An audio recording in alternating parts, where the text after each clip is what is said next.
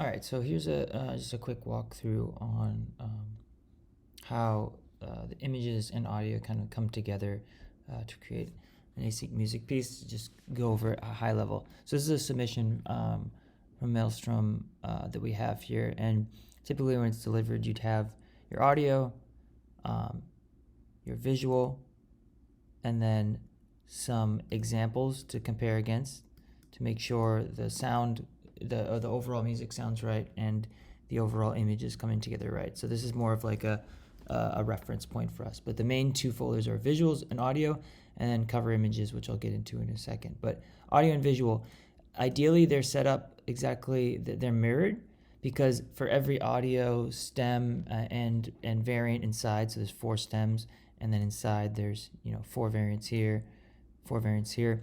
For every variant, there should be a matching visual. Also, order-wise for visuals is lower numbers are in the background. As you move up numbers, you go to the foreground. So how do visuals kind of look and play together? So they should all be the exact same size, 2160 by 2160, in the same way that all the audio is the same length, because when you stack them up together, all of the tracks kind of line up where they should. It's the same thing with visuals. When you just stack them up together, because there's transparency in areas where it's not showing, everything stacks where it needs to be. So you have this kind of mirrored folder structure, and you can kind of name them how you see fit here, but usually we try to number them so we know the order. Naming them is not super important at this stage, because in the next stage we'll give you a spreadsheet to fill out. So let me pull in one of the base images here into Photoshop, and then I'm just gonna build this. Let me put this in here. I'm just gonna build this image up. So technically, since this is the background, this doesn't need to have an opening here. This one has an opening there, but it doesn't.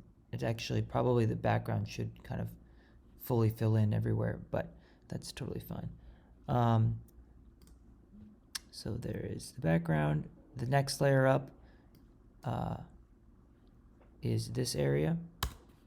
So it's this the window. Like I said, if this was behind the window, then it makes sense to have an opening here, and then possibly this would be actually full bleed. It's usually good to just fully overlap each layer and use the order to kind of place things, because sometimes you get these little half pixel gaps in there, which usually you can't see, but it's just a good practice. Okay, so let me drop in one of the third layer up. So this is the third layer up, and then one of the fourth layer ups. So okay, so here's one combination of the 4 stems. So again, so this actually represents one of the audio mixes, because this is, I'm picking one of each layer to be active here. Now, let me organize this in a better way to show you how it actually is going. It changes. So first of all, let me turn this off so you can see they are PNGs, but they're at the full size of the canvas, and that's how they're just dropping in place here. So the background is is stem 1, right? The next stem 2. Next stem up is stem 3, and the next stem up is stem 4. So these are each of the stems, these folders, and in them there are variants, which we were just showing, similar, exactly what's shown here. So you can only have one selected within each stem at a time, and that's where you get kind of the changing look. So I only brought in one of these base layers, but let me bring in another one, and I'll put it where it goes. It goes in the bottommost folder.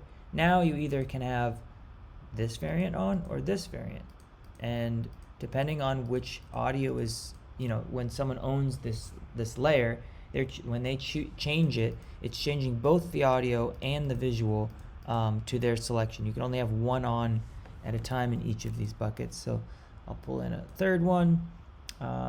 Boom. So now we have 3 different options that the owner is flipping through. Okay, and then so layer 2. Let's bring in a couple here. So this is some alternates for layer 2. Again, you can see how they're recombining here, and each combination represents one unique state of the song. So you can think of the visuals here as just, yeah, the visual representation of the current mix of the song. I'll bring in a couple more here. So stem 3, only one can be on at a time, right? So either the square is on, or this variant is on, or this variant is on. So yeah, that's kind of goes through the long and short of it. I mean, also making sure to keep note that this area right here will have a pre-built basically like stem mix that shows what mix it's on. And in fact, let me just go to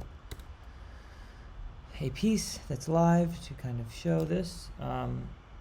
Right, so you get a stem mix down here that automatically reads out which is the current variant selected.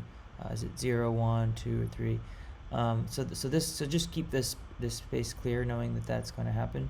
And I will also show an art piece clicking through like I just showed you. Here's a good piece. So when you hit explore, this is another way to kind of just step through what I was just showing in Photoshop. But each of these layers are these little characters, and they have different states. So there's 3 states per character here. This is essentially like me turning on and off different options in a folder in Photoshop, if you want to think of it that way. And by having a bunch of these, when you randomize it, you have all these different potential looks that it can look like. If I switch to state preview here, you can see the actual raw PNG that it's pulling in. So that's how it's working. And when I said state preview, that's because typically it shows the cover image. So that's the last point I wanted to make, which is that last folder. So the cover image is basically a square, again, 2160 by 2160 image that represents this layer. And music-wise, it represents the stem that you're buying. So in this piece, you have the master, and then here's the three stems. So these are the images that represent it. It doesn't need to be a PNG. It doesn't need to have transparency. It can be full bleed. Let me show another example. It can basically show, like this one highlights which area in the image that you're affecting, which is kind of a cool way to do a cover image. But if I click inside of it, the actual PNGs look like this. The actual audio, the raw audio is some isolated audio. So these are the PNGs that you deliver, and then this is the cover image for that layer. We really encourage everyone to think of the cover image as its own piece of art, because if you go, if you're looking at a music piece here, the master image is like the main thing you're looking at. But these are also being purchased, and people can hang them up or display them, and thinking of each of the individual stem images as its own piece of art. This is a nice way to describe what area you're changing. But I also like when people just go all out and make the cover image, just a standalone piece of art on its own, because you can always click into it and then see what the actual area it is changing on the image as well. So that again is cover images, and that would be the last folder here, which is here. So for this one, these are the cover images for the example that we just showed. This is more of the let me isolate the area that you're affecting, but these are kind of beautiful on their own too. So something like this is its own piece of art. And then the examples again were just some random outputs showing how it should look when we render it.